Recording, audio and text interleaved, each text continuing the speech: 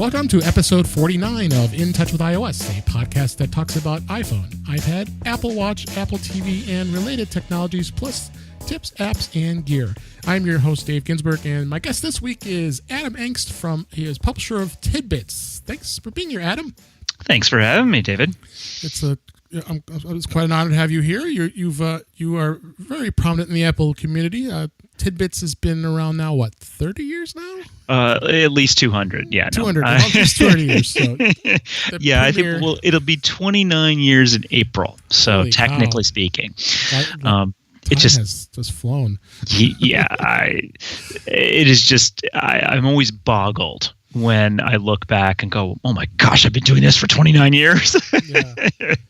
Yeah. So, it's I've been a longtime supporter of your site, and we've hooked up with each other here within the community for the last couple of years, and I've been waiting for a while to get you on the show. I'm so glad you got to be able to be here finally. Indeed. And we're going to talk about lots of fun stuff because both of us, as always, and anybody who comes on this show is very passionate about Apple and iOS, and that's what we talk about here. So today I got some news stories. We got about 4 or 5 stories we're going to talk about here a little bit, and then topics, of course. If you don't know, you probably already saw it in the notes here. I always ask my new guests what the kind of gear you have, so you could kind of tell me, and we'll see what we like as your iOS devices. And then a couple other topics that we'll be hitting on as well, and then some apps, and we'll wrap it up. So I think it's let's just dig right into the news of the day, or I guess for when we recorded this show. First thing that came out as a news story was iOS 12.1.3 came out, as well as Mac and watchOS 5.1.3 and tvOS with some bug fixes. I went through and looked through a lot of the details. As normal, as you're laughing, Apple is not very detailed as far as what they're. It's features. It's bug fixes. We fix features. So yeah, in theory, there's stuff that's different, but wow, they're just not saying much. No. I mean, I think it was a new record with watchOS where they managed to get the release dates down to 7 words. Yeah.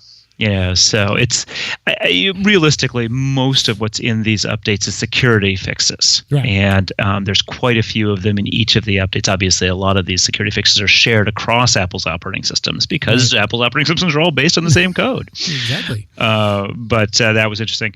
The one thing I will warn people about is obviously not these specific ones, but there's security update 2019-001 for Sierra and High Sierra on the Mac side. Right. And I'm getting some reports of problems installing on Sierra. So that is it is sort of the same code as what's in all these.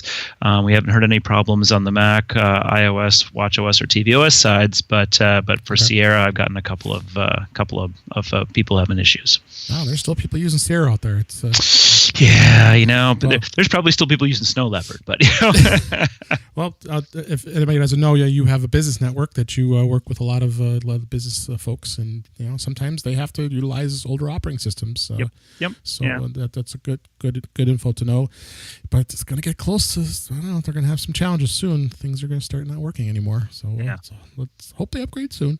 Mm-hmm. But the article that says, like it said, 23 security fixes. I'm not going to bore people with what they are. You could see that in the link in the show notes. They're really. I mean, it's interesting that Apple goes into so much detail about the security fixes when almost no one knows what those mean, and it's almost always like arbitrary code execution. It's like, okay, fine, and we've just taken to just listing how many there are because it gives a sense of how much Apple is putting into improving the security of all the operating systems. But that said, for a standard user, there is absolutely nothing you can do about it. You don't care. All you know is it's more secure than it used to be. Yeah, exactly. And we'll ask you in a minute, but there is an update for HomePod, I just updated my 2 HomePods that could have caused the HomePod to restart, which I did not experience, as well as Siri stopped listening. She still listens, trust me. So having any issues in there, and like you said in watchOS, it was just 7 little blurbs. Very simple. The update actually went quicker than I expected. And then tvOS, we always get bored with with the tvOS, because there really isn't much to update there either. I mean, come on. There wasn't anything hardly new in tvOS 12.0 and all the updates. Come on. It's been literally the smallest of tweaks. Yeah. So, and that link to the article on TidBITS, of course, is on the show notes. So take a look at that for any more details you're looking at. Next story was I found interesting was the search engine DuckDuckGo is integrating with Apple Maps. That was that again, linking out to TidBITS. Our friend Josh Centers, who was just on the show a couple weeks ago, he wrote this story about the search engine DuckDuckGo is now using the MapKit JS framework for its mapping data. I've found that to be very interesting. What did you think on this? Yeah, I mean, on the one hand, I love that DuckDuckGo exists, and I'm glad to see them using Apple technology. But as we did have to mention, DuckDuckGo is 0.18% of the global search market. So, it's which still is a lot of people. Don't get me wrong. I don't know. I think it's 30 million people or something like that. But it's so small of a share, and I don't know. I mean, I say I like DuckDuckGo. I like the idea of DuckDuckGo. I don't use it because the results aren't as good. Right. Simple as that. So, but it's nice to see them using Apple Maps. It's possible that Google Maps is not working as well for them just because Google's all about collecting more data, and Apple doesn't care. And that's the thing. Yeah, like quoted an article, it's 73% of Google's market share with search. I mean, how do you beat that? I mean. Yeah. It's an adjective. I mean, it's a verb. You say it's you're going to Google that. Yep. I mean, we all Google things every day, and absolutely. How do you resist it? But like you said, it looks good that at least Apple is accepting some of the other folks that are out there who are trying to tap into that market. So, other article that caught my eye was Apple Pay. I was kind of pleased to see this. Apple Pay will now soon be working at Target, Taco Bell, and more locations. Now it's going to be covering almost 74% of top U.S. merchants. This was in 9 to 5 Mac. I know Target had been kind of late to the game getting the Apple Pay in their systems, but they are going to they will finally have it. The only thing they are not going to do is not allow their Red Card to be part of Apple Pay because of their 5% discount. That's the reason they gave, but I think it's more so maybe they don't want to put it in there. But it also mentions Taco Bell. I mean, Jack in the Box, Speedway, and other big retailers going to use it. So it continues to increase. I mean, how much do you use? I use Apple Pay all the time. Do you? I don't use it a ton, but that's actually because I live in a small town where not all that many retailers accept it. There you go. So I can use it at a couple of grocery stores we go to fairly regularly. Sure. And that's about it. It was also interesting that I talked about this on another show. I forgot the name of the company that was working with CVS. I mean, they were trying to be the competitor to Apple Pay. Oh, the Currency. Currency, that was it. Yeah. And of course, Walmart still is in holdout and probably still will be. Interesting to see that CVS kind of gave in, and how Apple Pay is gladly accepted at your CVS pharmacy. So I think Apple will continue to just excel in this market. I mean, just like I've talked about with other things, services is going to be the big thing for Apple going forward. So I think what's important to note with this kind of announcement is that it means that Apple Pay has become enough of a standard that all of these retailers basically say, yeah, we got to support it. It's not like they don't support other things too. Yeah. That Google Pay, there's probably a few others. I haven't actually paid any attention at all to that market. But there are others that are accepted, and it's the same terminals. It's just they have to sign up with Apple. They have to do this. Right. And what that says is there's enough demand that they feel it's worth it. And so, True. That's what's important, because if Apple Pay was just kind of an also-ran, sort of like the Apple TV, for instance, then no one would be bothering to support it. And so, once we've hit that kind of critical mass, then everyone's going to eventually, because it will just be not worth not doing it. Right. I mean, the thing that I was actually struck by, my in-laws went to Europe, I went to England last summer, and we had been actually to London in the early summer, and we're just blown away by how great it was to be able to pay for all of the transport for London, so London Tube and other transit things, with Apple Pay from your iPhone. It was just absolutely fabulous. That's awesome. And and Apple Pay was taken in a lot of other places as well. And so we encouraged them to do that, and they're in their early 70s, and you could tell they weren't really quite on board. Like they were going to believe us. They were going to do it because we were pushing a little hard. And then when they came back, particularly Tanya's mother's like, it was fabulous. It was so much better. Like, yes, you believe us now. Now you see. And again, it's not, Apple Pay, yes, wonderful, but it was like just in general, not dealing with changing money when you travel, not dealing with credit cards that are or are not taken, that kind of stuff. It just gets so much easier. And so these kinds of payment technologies really are the future. And just the fact they're more secure and easier to use simultaneously is the reason why they're going to exist. And you hit it right on there about making it easier. In most cases it's easy, but some of us like to go through the drive-through and go through a particular restaurant and try to pay with Apple Pay, especially with your watch when you're reaching out with your arm, and then they're moving that terminal out to the out close to you, and you're like, oh, is it going to work? And then especially if you have Face ID, you better put the passcode in. So I think they're still looking at some different ways. I think I heard Chick-fil-A is, and I haven't seen it yet. We have those here. I'm not sure if you have those there. No. They have put out an actual arm that comes out and comes to right to your car, so you can use Apple Pay to make the purchase. So so it's definitely being accepted. One of the things that I've been intrigued by, and we saw this actually more in airports, in fact, was when they first started having the scannable boarding passes, so they could scan your phones, and then people started having the Apple Watch. That the ergonomics of getting your watch screen onto this, and this is still true in some of them. It's just impossible. And so I think we will see this, all of the surrounding peripherals, adapting to what people are doing over the next, 4 or 5 years, and just takes time to replace all this stuff. You go to a hotel room and it's still amusing when they have Ethernet ports in there. It is, but sometimes you got to be secure. You want to have wired connections. So yeah.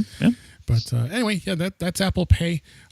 Couple more stories that caught our eye is I was going to go into the assumption you probably don't use Microsoft Edge as your browser of choice on iOS, because I don't think too many people do. No, I really don't. I'm kind of like I've done past episodes talking about browsers and the alternate browsers that are available for iOS, and there are some cool ones, of course, as well as the big ones like Firefox and Chrome and Edge. But Microsoft, I'm very interested to see what they're doing with this browser, because it does feel a lot more secure. And what they've done is in this article, this is on Macrumors, talking about that they've added the NewsGuard to the Edge browser for iOS that warns users of untrustworthy sites. And sometimes when you browse, you get concerned about that. The big mention in the article was The Guardian had reported that Edge Mobile was now warning people of the Daily Mail's website that it was failing at basic standards of accuracy and accountability. I read that. I said that is kind of funny, because how they are in the UK and they battle between their two papers, right? I do. I don't use Microsoft Edge at all, certainly, but but I did install the NewsGuard Chrome extension. Oh, okay. And I'm kind of curious. It hasn't told me anything interesting particularly yet, but I have to say I do think that sometimes, although I do a vast amount of browsing, my world is really the tech world. Sure. And it's unusual that I would be apparently going to places where dodgy stuff happens. Sure. Partly because I hear about people having trouble with malware and stuff like that, but I'm on my computer all day, every day, Right. and I've never gotten these kinds of malware things or dodgy sites where you really got to worry about things going on. So I have a feeling I live in a sort of a weird bubble because of focusing so much of my usage into the Apple space. Sure. So that's about, we can say much about the Edge browser.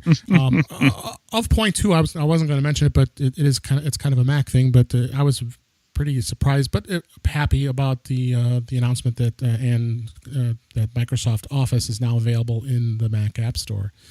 The big win there I see is, I saw someone comment on this, is you don't have to put up with the Microsoft Auto Update app, which is always kind of annoying. It is. I may switch over because just because of that reason. Because I go into the insider builds, so on that stuff. But it's good to see because they've obviously had the apps on the iOS for quite a long time. But now it's good to see that. The only reason I brought that up is because this article with Microsoft's really accepting iOS. I mean, we talked about the article in the last episode I did about the Windows mobile phone finally going away and dying, and the first thing they said is, well, you should upgrade to iOS to get your iPhone. So, but Microsoft has been very, very accepting to Apple and iOS, which is nice to see. So, last article we'll talk about real briefly, and I say, you're not big on betas, but I always like to talk about the betas to kind of tell people about is that iOS 12.2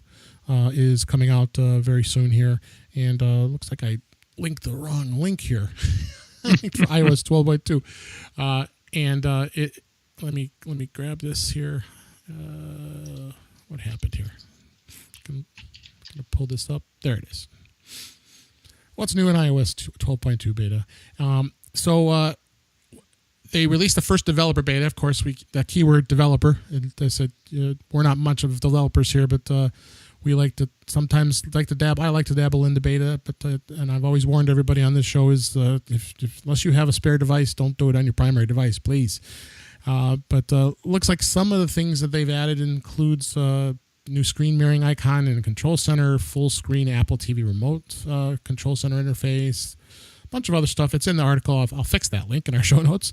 But it looks like they are doing some more updates, and it looks like it is a pretty big update with some noteworthy features. Again, you're not much into the betas. You like just to wait when it finally comes out. Yeah, I find that it's one of those things where you can put a lot of effort into something that you don't even know whether or not it's going to be representative. Mm-hmm. You don't know when it's going to happen. And all it's going to be likely to do for most people is make trouble for you. So, I install the betas of a major operating system, in June, July, when those come out each year, right, on secondary machines. But it is definitely one of those things where you can spend a lot of time fighting with nonsense when you're running betas if you're trying to get your work done. Yeah. So. Much else we could talk about with that, but it'll continue to evolve here. I would anticipate that I would think Apple will have probably at least 4 or 5 beta releases on it before, maybe more. Sometimes they've had 10 in some cases until it's finally released. But when it is, we'll definitely cover it here and talk about it.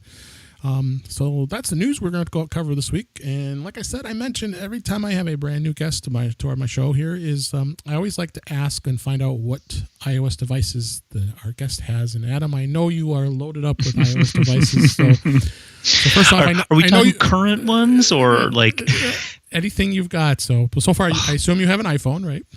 I am currently using an iPhone 10. Yes, okay, I did not upgrade to the 10s, 10s Max or 10R. Yep.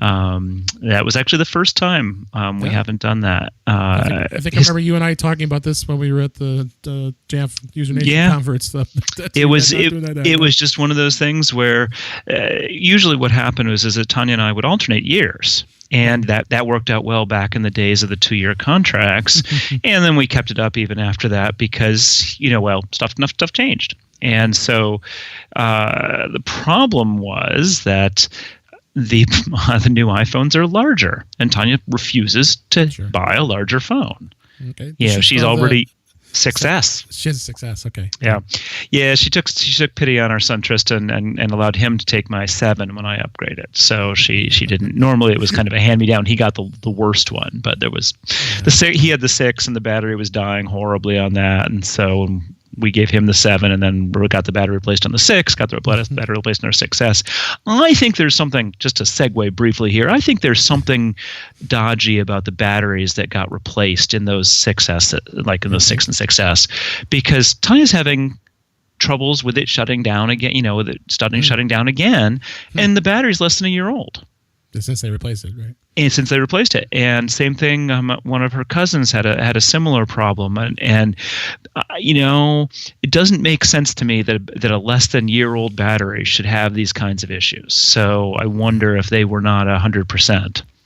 No, it's hard to say, but of course, Apple had to make sure they mentioned during earnings calls that they had to pay out over $11 million worth of battery replacements. There's no question it was a big deal, but it was. So that I found that a little interesting. So, and I don't even know what the stack of iPhones that we have in the closet is completely. We don't get rid of iPhones Just because you need them for testing. You know. And at some point, actually, you need them for testing for a year or so. And then at the point when they're not useful for testing, they're usually broken or, just have no value whatsoever. I can imagine how many Macs you have the same way. Yeah, actually, many fewer Macs, in fact, because they last longer. That is true. So, I'm running on a 2014 27-inch iMac right now, and great machine. Bought it, right after the Retina iMacs came out, and so, it's now a 5-year-old machine. I was kind of thinking about that recently, going, maybe I'm due for a new one in my laptop's 2012 MacBook Air.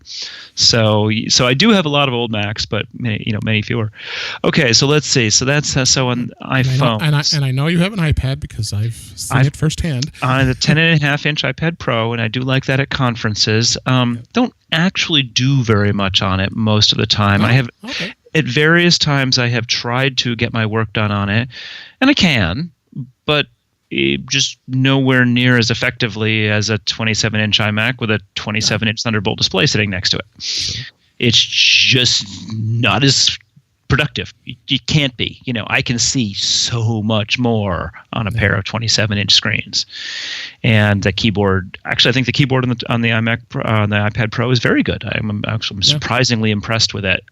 But it's still not a full-size mechanical keyboard, and et cetera, et cetera. So I think the real key, though, is the software just isn't good enough. So we do a lot of work in Google Docs because we're doing a lot of collaborative editing, and the Google Docs app on the iPad just isn't very good.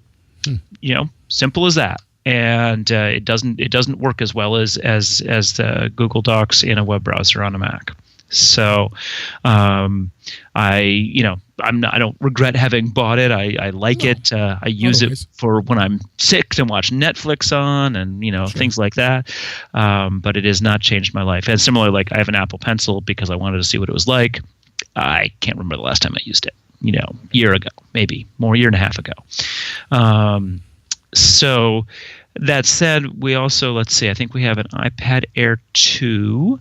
Yeah. We have a 3rd generation iPad, an iPad 2, and an original iPad. The original iPad actually is still being used. Okay. We've got it mounted in the kitchen, and all it does is load the dashboard page for our solar panels. No kidding. Which it can barely do. Yeah, I was going to say, iOS 5. But that is about the one thing it can do still. That's great. Hey, you definitely got your money's worth out of that. Oh, yeah.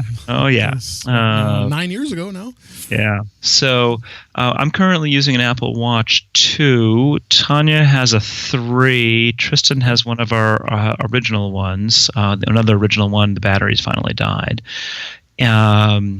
And we didn't get a 4. Nope. The features, impressive as they are simply not compelling for us. We don't worry about heart issues. We don't worry about the kinds of falls that it would help for. I mean, we fall all the time because we're trail runners. Right. But we don't want it calling emergency services. That would be terrible. And we're like, I fell. Get off. Stop annoying me. And but at some point when the Apple Watch 2 or 3 dies, I'm sure we'll upgrade to whatever. As I do like the Apple Watch, even though I mostly use it for just the basic built-in stuff, messages and all the various stuff you can put on the utility screen. Apple TV 4, but not a 4K. No 4K. Point in the 4K whatsoever. Don't have a 4K TV. We don't have a 4K TV, yes, and we don't actually really watch that. I mean, we watch Netflix and Amazon Prime, but we don't really watch movies, and I don't even think most of the TV we watch would be available in 4K. So there's been no incentive in there. We have both. We have 2 HomePods. We got one originally, and then I discovered that I think it was United actually. You could turn in frequent flyer miles for a HomePod, and I'm like, well, that's a good deal because frequent flyer tickets never work out for me. So this was never use them. So yeah, precisely. That was a good deal. I will say I'm actually having a truly inexplicable problem with my HomePods right now. Okay. Cannot turn on personal requests on either one of them. Interesting. When I go to that screen in the Home app, I have to say terrible app. Horrible app. Because you got to go into the HomeKit. Very confusing app. But I go in there, I go to the settings for the HomePod. I tap the enable personal requests, and it takes me to a blank screen.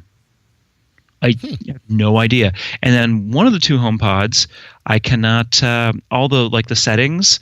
I tap the green the green on off toggle, and it goes off and comes back on, off and on. I mean, I can't change it. And on neither of them can I change the voice. So there's something going on here, and I haven't signed out of iCloud yet, which is just because that's a royal pain. That's kind of my next troubleshooting thing. But I've restarted the HomePods, I've unpaired them, I've repaired them, I've restarted the phone, all those things, and I mean I'm currently, I've currently gotten no luck on anything changing it on these at all. Interesting. And you ran the update we just talked about. I actually don't know if I can, honestly. A lot of things aren't working when I try to do it. So I mean, I haven't. I don't think it was actually letting me. Now that I think about it, so I've been fighting with it the last couple of days in particular because I'm just annoyed that it won't let me enable personal requests. I mean, they were enabled, right? Of course they were enabled. And then at some point I asked it to do something, and the HomePod says, sorry, you've got to enable personal requests. I'm like, what do you mean? There, and I go and look, and right, they're turned off. Why would they be turned off? And so yeah, who knows? Maybe I'll get to call Apple support. That's always amusing. Come on, not that bad. Did you actually pair them together? Or do you have I have not. I haven't. I paired them briefly when we first got it to sort of prove that it could be done and to sort of know what it was like. But they're meant for other separate rooms. So gotcha. Yeah. For me, I'm sure everybody knows, but I could tell you again as well. My first one, I had gift cards. The wife gave me. It was generous enough for she's a teacher, so she was generous and gave me all her gift cards she got from Christmas. So I went and bought it. So it cost me $80 for the first one. So you do give apples to the teacher still? Sorry, I do. We do. In gift cards. And then over this past Christmas holiday, the prices were just dropping down dramatically. So I picked one at Target. Ironically, I think they were. Excuse me, they were selling it for $249. So if you combine the two, I paid 2 for 1. For what I paid for. So I'm happy. I do have them in my office, so I did pair them. One thing I will tell you, and it's not iOS related, but I still don't know why it isn't the case. Is you cannot play paired speakers from your Mac. So if you go and try to look for the paired speakers as a sound source, it says left or right or however you have them named. So interesting. So for some reason they don't have that option. Yeah, if I'm looking in my sound right now, and I have it labeled as right and left, and that's all you see, not pair. Everything else perfect. I mean, if you want to your iPhone, iPad, whatever you want to do, it'll play it, no problem. Of course, and it plays when you ask her to play things for you. So. Yeah, but I do find the HomePod interesting because I quite like it. In fact, because all I want to do is play music. I really don't want to do anything else. I find the whole bar trivia questions just completely pointless. That none of the assistants Google or Amazon or whatever ever answer my questions correctly, so that I've just been trained out of it. I mean, I had a Google Home. I've tried Amazon Echoes at other people's houses, and if you only knew with me, I have it all. Yeah, and I was sort of like, I was like, well, what's the point? I don't have these questions. They don't come up in my life, and every time I do try to ask even Siri any of these questions, the answers aren't something that they can be read to me. I need to read it. I need to look at it. It is a complicated answer. So I remain slightly befuddled at what people actually use them for. My suspicion is that that's very, very specific, weather report stuff, which I would always look in dark sky on on my iPhone, because I can actually see what's going to happen rather than try to parse out what it's going to tell me in voice, which isn't going to be as useful. So I find them all somewhat inscrutable in that regard. Yeah. So, well, I'm going to put that out in our show notes that you're having problems with personal requests, and who knows, I might get some feedback. Yeah. From anyone knows? Let me know. listeners. I'm all ears. So I'll put out a lifeline there. See if anybody can go from our listeners could answer that question for you. Let's move on. Another topic I wanted to talk about was an article that caught my eye that you wrote actually a couple of weeks ago, and is your iPhone calling other countries? And I guess we just talked about this not too long ago. Was your mom and them being out into different locale other than the United States? And why don't you just kind of tell us about so this was going on with this? This was just truly fascinating. So we got together with my parents, as we do. My parents live about 10 miles away, 15 miles away, so we see them frequently. Sure. And so pretty much every time I see them, they've got a question about the iPhone or the Mac or something. My mother's like, "Oh, can you tell me? I can't dial. I can't call your father's iPhone." Every time I do, well, the first time I did, I actually called the Netherlands. Oh my gosh. And I'm like, oh my goodness, okay. And then every subsequent time she'd get this message from Verizon which said, "Your calling plan does not have long distance or international calling on it." No. I was like, that's just truly strange. And she said, "But if I dial the number manually, it works fine." I'm like, oh, this is okay. This is just too weird. And so I'm poking around, and I notice that whenever I see a phone number, like in the phone app or the contacts app, it's not formatted right. Mine were formatted with parentheses around the area code and a dash between the exchange and the last four digits and things like that. And I'm like, oh, that's funny. And so just on a hunch, I went and looked at the region code. Like, where did her iPhone believe it was in the world? And because you can change that, you can say, "Oh, I'm in Ecuador" or whatever, and so it was set to the U.S., but just on a hunch, because let's face it, that's how we do troubleshooting. I changed it to Uruguay or whatever, whatever the next option was, and then back, and suddenly all the formatting came back properly on all the numbers, and tapping the favorites for anyone who she was having troubles with started working again. So it was just really strange. And what it seemed that this, sort of the region information within iOS had gotten corrupted internally, because it was set correctly. Right. And when it got corrupted, it started interpreting different portions of the phone number as country codes. So, my number is 607. Actually, all of our numbers, because 607 is the local area code. And so Mom was she was showing me that one of the calls that we had made to my phone when we were testing, was showing up in the call history as having gone to someone in Malaysia, because Malaysia is +60. And I'm just looking this up. I didn't of Netherlands. I wonder if that's 16. Nope, 31. Okay. Huh. I wonder how the Netherlands got into the 31 for her. But it was one of those things where it was I thought, oh, this is too weird of a problem. No one's ever going to have this, but I'm going to write it up just in case. I've already gotten 2 comments from other people on the article saying that they had seen something very similar. And, TidBITS is fairly well read, but it's not like, we're not Macworld or, the New York Times or something. So the fact that I got 2 comments that quickly from readers says to me that this is actually probably a little more common than I had thought. You got a lot of comments, actually. I look at your post here. So. Yeah. So that is one of those things where, you just get the word out, and sometimes people are like, "Oh, I've seen that," So that's what we wanted to do is just kind of tell us about this, because this is kind of a tip. If this something like this happens on your phone, if you for some reason are getting this issue, change the region to another country and then change it back. And we talk about this sort of those of us who do support, and I talk with a lot of Apple consultants for various reasons, and it's like a lot of the old problems have gone away. Like, we don't rebuild desktops anymore. We don't zap the PRAM hardly at all. But boy, the things we do have to fix nowadays are just freaky. Yeah. I mean, especially iOS. I mean, you just start finding how crazy. Yeah, and you can't do very much. So you're limited to a lot of restarting and that kind of stuff. So this was actually unusual. I mean, because Mom had actually done that. She'd restarted the phone, figuring, maybe that'll fix it. Nope, that didn't fix it. So yeah. So, but anyway, let's move on. Our other topic I kind of caught out my eye and wanted to talk about was the 10 must-have apps for your new Apple Watch. Well, maybe it's new, maybe it's old, but I thought. Let's kind of run through some of these apps. I don't know. You mentioned before the show you don't have probably any of these apps on your watch, but nope. Looks like I don't have a single one. Okay.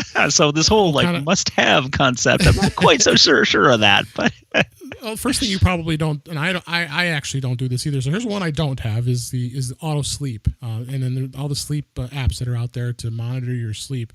First off, I don't wear my watch on my wrist when I'm sleeping. I put it onto my charger. Prevent me from sleeping. Yeah, because it'll probably be buzzing me all the time here. But one of the first apps that they list is Auto Sleep, and it even says it in the article. It says it's missing from the Apple Watch is automatic sleep tracking. I don't know if I necessarily want to monitor my sleep tracking, but for $2.99, maybe I might check it out, see what it does. I figure that, for most people, if you're asleep, that's good, right? What more tracking do you need? It's not like if you're not asleep, you're not asleep, and you can presumably hopefully do something about it. I mean, the answer from sleep experts is if you're having trouble, being asleep, you should go and read a paper book, not a phone or something like that, for 20 minutes, and then you should go back to sleep. That's... Yeah. There is a science behind this, and using tracking stuff, I don't know how that plays in a useful way at all.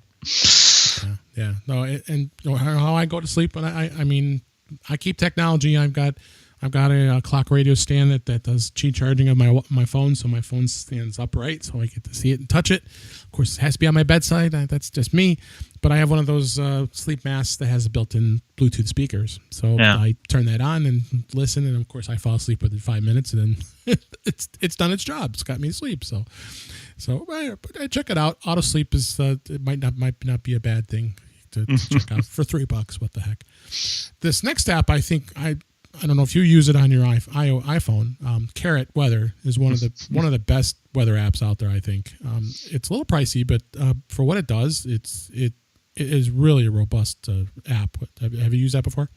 I have not. Josh Centers said I pretty much stick with Dark Sky. My experience. Dark Sky's on here too. We'll talk in a minute. Yeah, Dark Sky does. I'm a runner, and so I'm outside a lot, and I care fairly deeply about hyper-local weather and hourly stuff.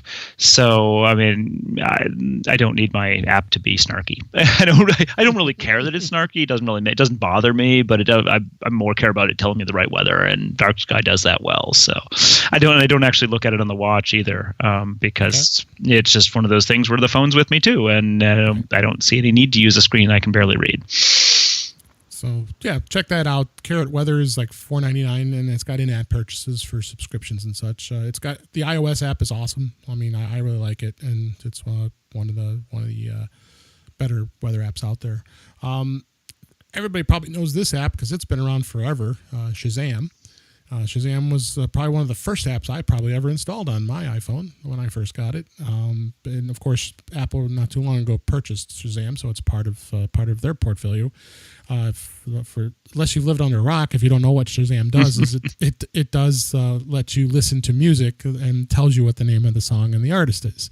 But now they've got it on the Apple Watch. Now you don't even have to pull out your phone. You can now do a listen with identifying music just by tapping, listening, and it's free, which is I was so amazed that Apple hasn't monetized this yet. Well, what they've basically done, in my understanding, is built into Siri. And that's why I don't really use Shazam, is that you can usually use Siri to do exactly the same thing. So I haven't tried it on the watch again because usually it's just not easier to do it, not easier on the watch, but certainly Siri does do that on the phone. So yeah. Other app mentioned is Calc, and that's been one of the greatest calculator apps out there, like forever. And they have a PCalc Lite version for the watch. I don't know if you want to be typing your little finger buttons to try to calculate something. I'm just having flashbacks to high school. Yeah. Keep in mind, for me, high school was, like 1980. And I had one of those little calculator watches, with the tiny little rubber buttons. Yeah. And you couldn't wear it in math class. So, yeah, that's not. But James Thompson does great stuff, and PCalc's a good app. So PCalc's a great app, and it does cost $10. But if you want to add just a simple calculator to your wrist, they have the light version of this, and that's free. And I will admit, actually, one of the reasons why I again don't use this is that Siri is actually a really better way to do calculations. Yeah. You just say, Siri, what is 3 + 5 + 9 divided by 17.5? Yeah. And poof, you get the answer. And it's just so much easier than tapping it out. Now, this next app, you have to be a sports fan to really like this one, which I am. I'm not sure if you follow sports that closely, but I do, but they never ever have Masters running, so I don't. They don't have real sports, the ones I actually participate in. Running, okay. Yeah, right. Like cross country and track. And marathons, ultra marathons. The big four: football, baseball, hockey. Basketball. But if you are a sports fan, I have used this app before. It gives you some in-game action plays, and it gives the score updates, and it's right in your watch, which is pretty awesome. And that's free, which is great. Have you used Things? I've looked at Things over the years. I find that I just end up sticking with reminders. Again, used almost entirely via Siri to make reminders. I never actually look at them on the watch or much on the iPhone. It's more that I want the reminders app to alert me of something in the future. Yeah. So I invoke it via Siri. And I believe that Things, I don't know about the watch, but I believe that Things does have Siri integration on the phone, which is actually kind of cool. It is. And then people say, he wrote an article here, it seems crazy to pay $10 for a task manager app, but he seems to think it changed his life. So, I've tried Things. I mean, I think it's a great app. Didn't change your life? It didn't change my life. So, we do have to ask what his life was like before. Yeah. So I mean, there is that possibility that he actually completely forgot to get haircuts, buy flowers, and prepare for team meetings before this. So he'd show up at his team meeting with long hair and no flowers, and life just sucked. So, You gotta take this in context. Yeah. I mean, that's all everybody could say about Things. It really depends on how you are looking to keep things as far as your task manager of choice. And I agree with you that the reminders have been just more than sufficient for me. This next app I really like, and I actually bought it, and I think it's probably how useful it is. It's called Just Press Record. I don't know if you've gotten into this app or not, but no. It's I do have this app on my iPhone, and it's also available on the watch. And actually, when I presented at MacStock in 2018, I did do a presentation on this and showing how your Apple Watch can be some ways of doing things that you don't need your iPhone or your Mac for that matter. So being able to record something real quick, and I know voice memos is always there too, but this app's on the watch. I might have to take a look at this one. It's not often that I need to record things, and I do use voice memos very infrequently when I do that. Sure. But I do find voice memos a little funky, frankly, and I kind of like the idea that it'll transcribe the speech to text as well. Speech to text is the other big thing. Yep. And for $5, I mean, it's right for $5. There's times when it would just be worth it to just do that. Just to get some notes on print rather than having to listen through it. Exactly.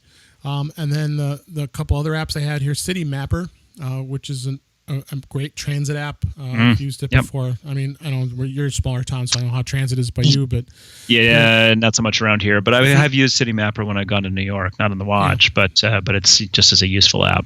Yeah, Chicago, another big city where I live, is very, very helpful with this stuff. So on the Apple Watch, it even gives you you can glance it right on your wrist to where to go on your wrist to where to go next. So, iHeartRadio, I've not been a huge fan of that service, but it's basically if you want to listen to your FM or AM radio on your phone or watch, great place to start. I don't think there's really much else I could say. They do have it's free, but of course they want you to pay for the premium service. So how much else you could say about that? And then the last one is a Night Sky. Have you used that on your iPhone before? I know of it, but I haven't used it. My problem is that my eyes are fairly bad, so stars just look like little white specks to me. Yeah. But Night Sky is if you ever looked up on what star or planet is up there, I've used it. It's pretty amazing how it knows. Yeah, but Little Dipper. Can it identify the ones that are moving fast? And you're trying to what's that one? That's the unidentified ones. True, of course. It does give you a bit of a sky chart, so it is pretty cool. It is free, and it does have in-app purchases as well. So that was kind of the roundup of some Apple Watch apps that I thought this was a great article that we sourced. So take a look at that, and I think we have some good reviews of that stuff. So let's move on to our app picks, and you have picked Libby, and we've talked about Libby before. Libby's a great app, and if anybody doesn't know what Libby is, it's for the public library. We've talked about Overdrive. Overdrive is part of their system. We've got it here in Chicago. You've got it in New York. It's in New York, and it's a lot of great things as far as audiobooks. Most public libraries, yeah. Most libraries are jumping on this now. So go ahead and tell people a little bit about Libby. Yeah, so I mean, I feel that Libby is a perfectly functional book reading app, an audiobook app. I mean, it's one of those things where I almost don't want to praise it too much because it just works and I don't have to fight with it. And that should be the way things are. But so many other ebook apps or audiobook apps that I've tried over the years are just fussy in some way. You just can't do stuff in them. And so, I don't love Libby from the standpoint of, wow, it's the best app ever. I love Libby because I don't have to think about it. It just works. And it gives me access to vast amounts of books through the New York Public Library for me. People may not realize is that a lot of the time, if you just live in a state, you can get access to the major library systems in your state because you pay state taxes. Right. And so I don't live in New York City. There's no New York Public Library branches in Ithaca. We're 5 hours away. But just because I pay state taxes, I can get a New York Public Library card and get stuff out. Actually, I didn't mention this. I can put it in. There's another app, library app called Hoopla, Hoopla, and that too, and that works with our local public library system. And what I like about Hoopla, this is actually another use for the iPad, is that Hoopla has a great collection of comics. And I liked comics when I was in high school. And it's a nice way to be able to read some comics without much as I hate to say it, without paying for them because I read way too quickly. And I'm just not going to buy that, not going to buy comics because it takes me 10 minutes to read one. So, it's just not worth it. But if the library is buying them and making them available via Hoopla, I feel good about it and I can do that. So that's been another nice one from the library approach and the ebook approach. Yeah. One thing I will also say about Libby, I assume it works on the iPad. I don't use it on the iPad hardly at all. And the reason is that there's actually plenty of research into vision perception and how our human eyes work and things like that. And we don't do well with long line lengths.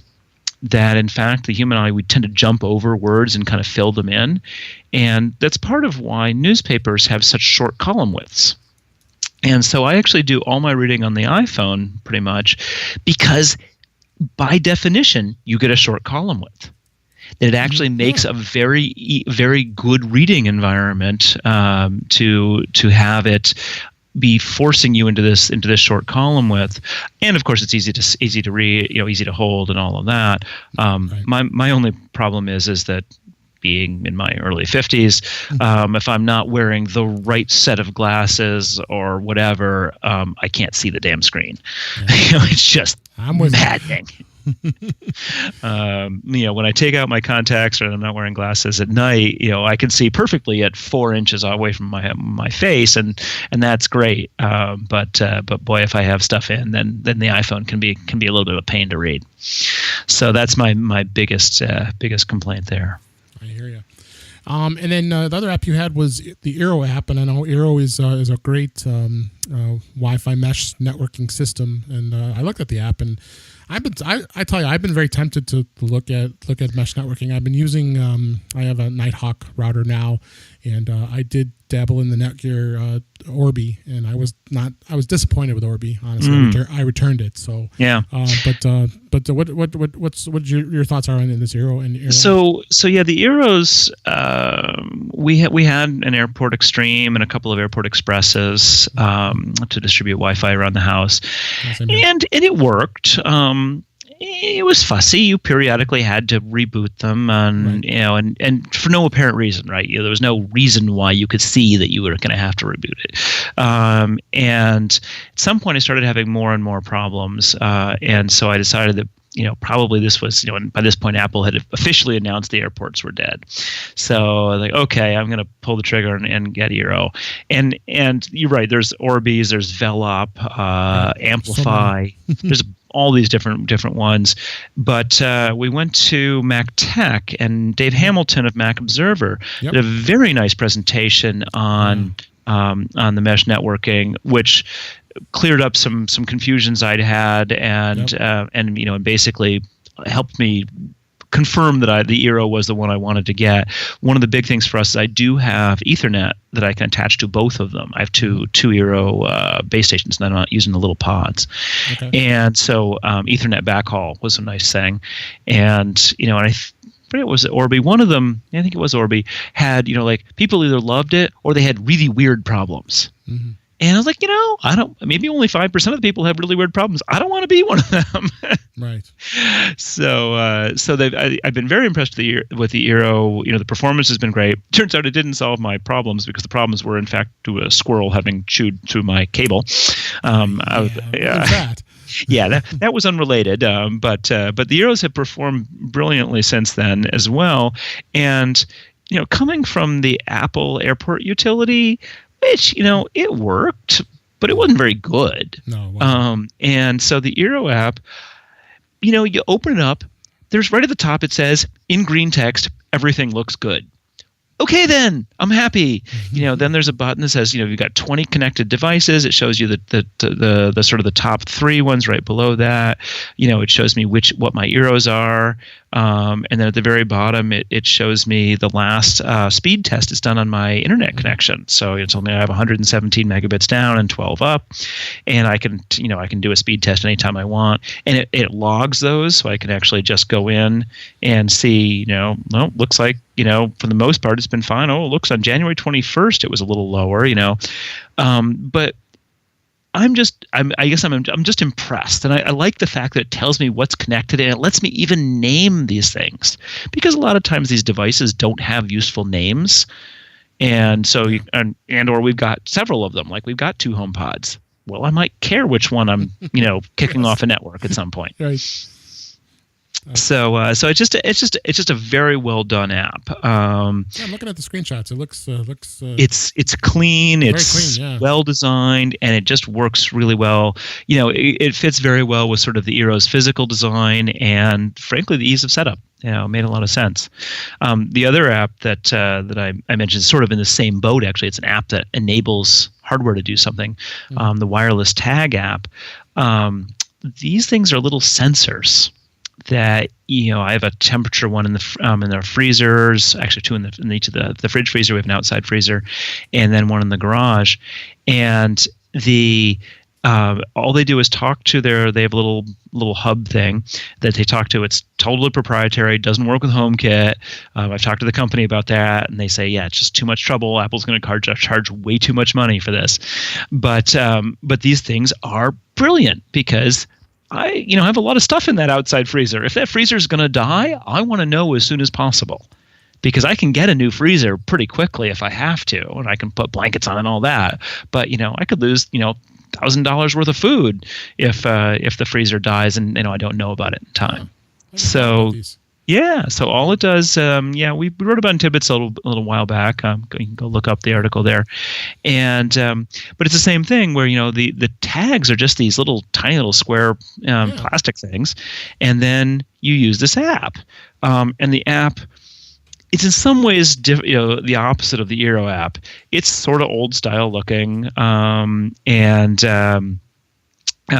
it has a bazillion options. So, I go and monitor one of these things, and there's, I can set the temperature. I can decide whether this thing controls the thermostat. I can set the range at which it alerts me. I can have it alert me in 8 different ways. So it really feels like a full-on geek wrote this app. Yeah, it looks like it. It really did. They didn't have a design. Didn't have a fancy designer. That's okay, because this app has so many features. It's just wonderful. I'm gonna check that out because they look very similar to the Tile. Tile with those. It's along the lines of it's very similar physical instantiation, and they have ones that do motion sensing and water sensing. Because I forget what they put this in the article. We had some friends, parents of a friend of mine once in Seattle. They were going on vacation, so they started the dishwasher and drove to the airport and went to Israel for 2 weeks. And the dishwasher blew a hose, probably before they got to the airport, and water ran into their house for 2 weeks. The house settled on its foundations. The floors were destroyed. Most of the furniture was destroyed. It was just, and they got a huge water bill from the city. I mean, it was horrible in every way. And, one of these little water sensors, if just think about how much grief this could save you if you could see if this little sensor goes off and alerts your iPhone and says, hey, I've just been touched by water, and that there should be no water there. So I have a friend who has a sump pump in his basement, because there's it's the drainage issues, and he's got one of these things, and just sits next to the sump pump. If the sump pump fails and the water gets high, he'll know about it. Yeah.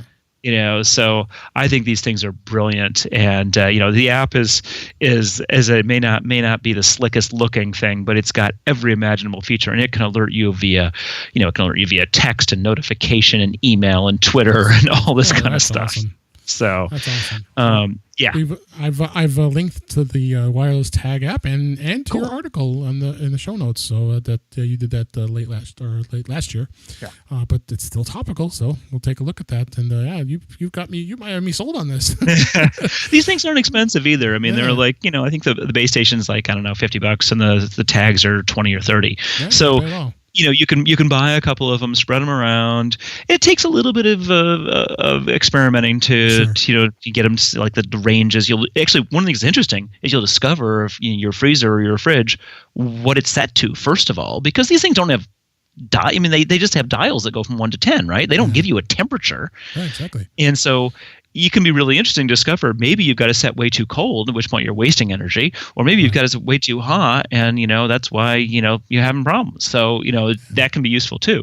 But the last thing I'll say is the one thing you do need to pay attention to is that the batteries do wear out. Yeah, And Tile does that too. Yeah, so just order yourself. I think there are 2032 batteries, the CR2032s. At least they can replace them. Yeah, so you just order buy the whole new thing. Yep, order a pack, and just every time it'll alert you. It'll say battery's low, or I've lost touch with it, and then you just go replace the battery, and it's fine again for another year or 6 months or 9 months, whatever. Nice. We're gonna definitely check that out, everybody. It's those some great apps and picks. I really appreciate that.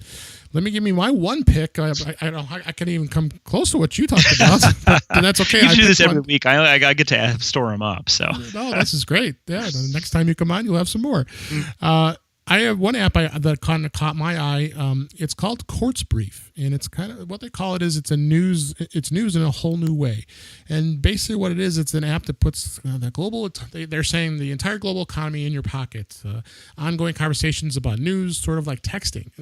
So I loaded the app, and it's like, what is this? It looks like I'm getting text messages, and you respond to things, so it kind of knows what you're looking for, and it just basically what it is. It learns more about what you're interested in a news item, and you could tell it, do you like this, you don't like this. The funniest one was there's a Trump mute.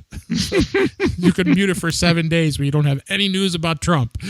so it is very cool. And then they also let you dabble in the AR a little bit, and if you want to experience the news that way, you can take a picture of an interesting object that's in the news.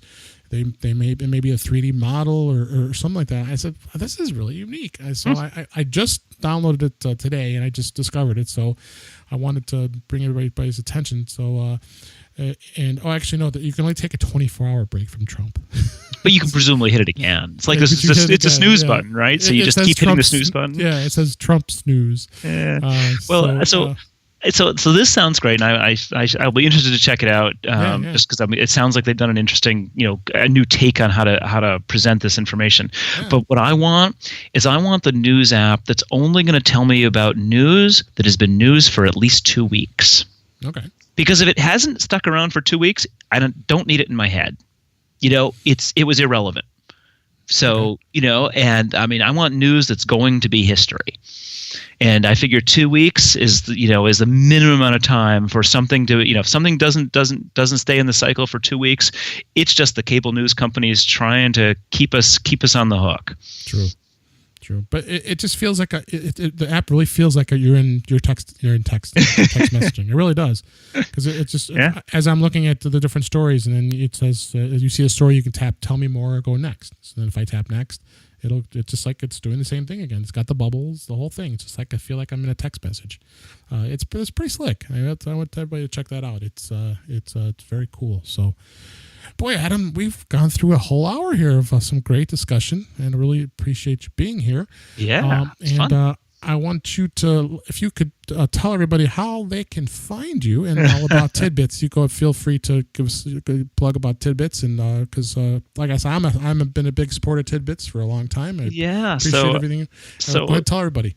We do two things nowadays. We used to do three. We used to do the Take Control books too, but we sold those to Joe Kissel, so he handles all that stuff now.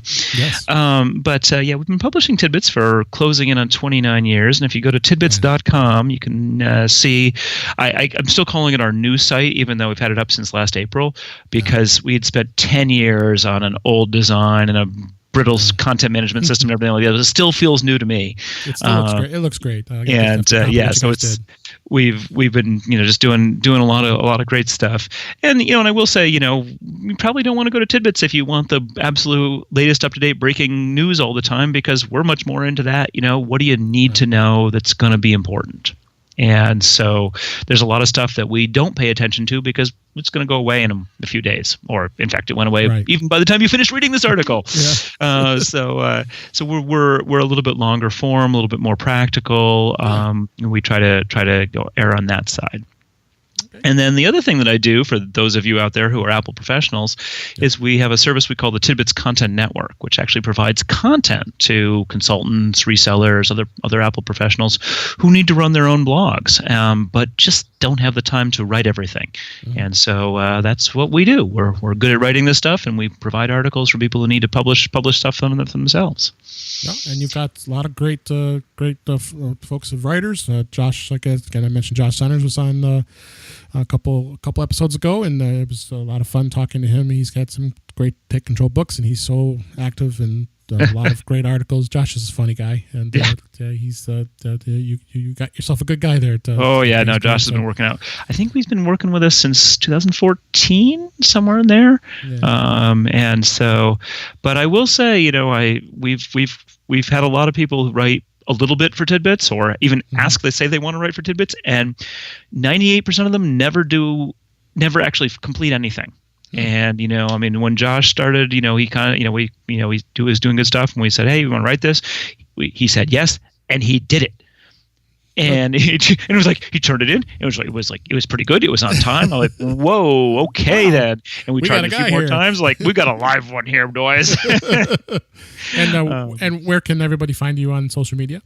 Well, you can look on Twitter. I don't post a lot on Twitter because I don't do a lot with social media because, I have a life. So, sure.